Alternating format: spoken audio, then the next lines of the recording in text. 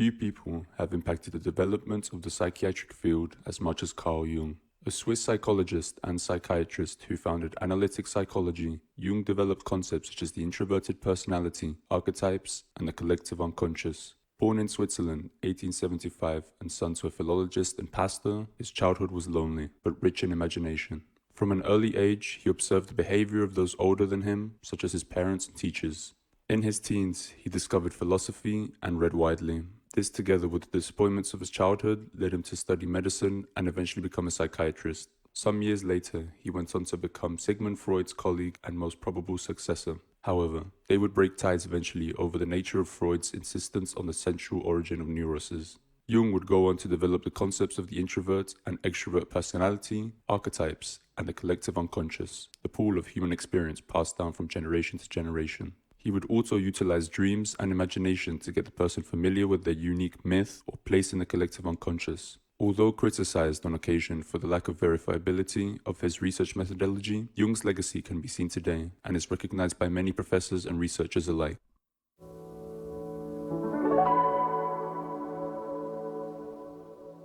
The collective unconscious. One of the biggest breakthroughs Carl Jung had was through his research on the collective unconscious. He believed that human beings are connected to each other and their ancestors through a shared set of experiences, and that these prevail through common symbols and stories that have been shared and passed down through generations. We use this collective unconscious to give meaning to the world as our ancestors did, as these symbols and myths help grasp bigger concepts than ourselves and make them simpler to understand. These universal primordial images and ideas are presented to us by our unconscious minds through dreams. Freud was one of the first to recognize the importance of dreams and the hidden meanings that they aim to present to us through concepts and images. Jung also recognized our dreams' importance and built on Freud's theories, stating that not only do these dreams have meaning, but that they in fact convey ideas through these collective symbols. The dream gives a true picture of the subjective state, while the conscious mind denies that this state exists, only recognizing it grudgingly. These dreams have hidden meanings that need to be deciphered. These symbols are what Jung called archetypes. Although their details vary among cultures and generations, their patterns stay the same. The most commonly known myth is that of the hero. Throughout the hero's journey, a drastic sense of personal improvement is achieved, and there are certain figures that help guide him towards this growth, pointing out both the hero's strengths and weaknesses. By understanding the core concepts of these images and myths presented in our dreams, we can further understand ourselves and attain a fuller sense of consciousness to be able to overcome life's challenges. Art and its symbols. When we are emotionally stirred by symbols, we give them a place in our religions and art. Artists reveal in their work both their grasp on concepts and an involuntary reflection of the collective unconscious. Look at these samples of art. Do you notice a recurring pattern or symbol in them?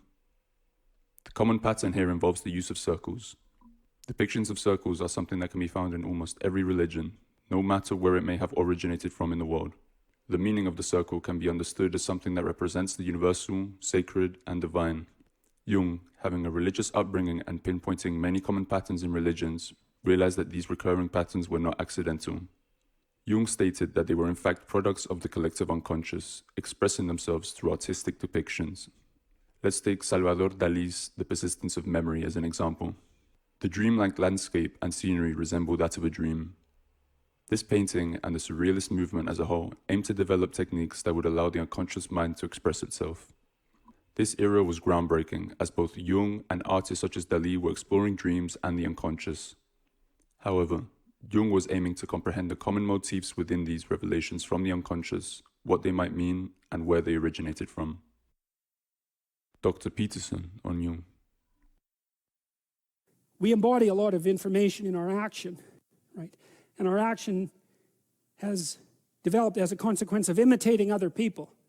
And not only the people around us, but of course the people around us imitated the people who came before them, and those people imitated the people who came before them, and so on, so far back that it's as far back as you can go. And so you embody these patterns of behavior that are extremely informative, that you don't understand, that are a consequence of collective imitation across the centuries. And so then those patterns can become manifest as figures of the imagination.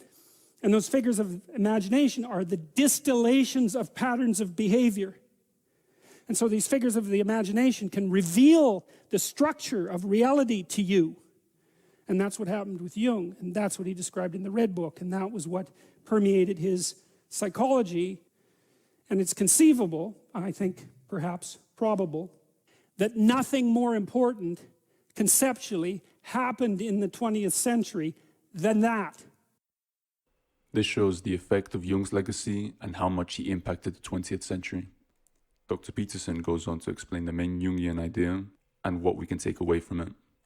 The Jungian idea is that what you most need will be found where you least want to look.